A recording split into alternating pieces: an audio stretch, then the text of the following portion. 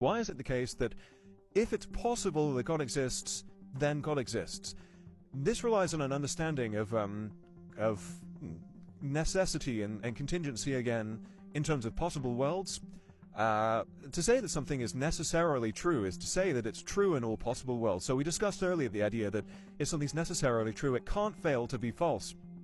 Possible worlds is a linguistic tool that's been invented by philosophers just to imagine the way that things could have been. So when I say that it's possible that this plant could have been blue, one way of representing that thought is to say there is a possible world in which it is blue. I don't think that there is actually like a multiverse, another universe that exists somewhere in which there's a blue plant. Well, some people take that view. It's just kind of a linguistic tool. When I say there's a possible world in which the leaves are blue, I mean that it could have been the case that these leaves are blue. But there is no possible world in which there's a married bachelor. There is no possible world in which 2 and 2 make 5. These things are necessarily true, which means that they're true in all possible worlds.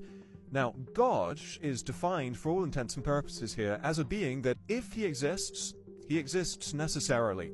So if he exists, he has to have always existed, and if he doesn't exist, he can't come into existence. If he doesn't exist, he necessarily doesn't exist.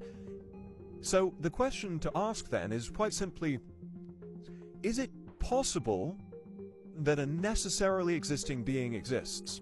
Now, a necessary being is one that exists in all possible worlds. But remember that when I said if it's possible for something to be the case, it's the same as saying it is true in a possible world. If it's possibly true that there exists a necessary being, then that means that there is some possible world in which there exists a necessary being. But of course, a necessary being can only exist in all possible worlds, or no possible world.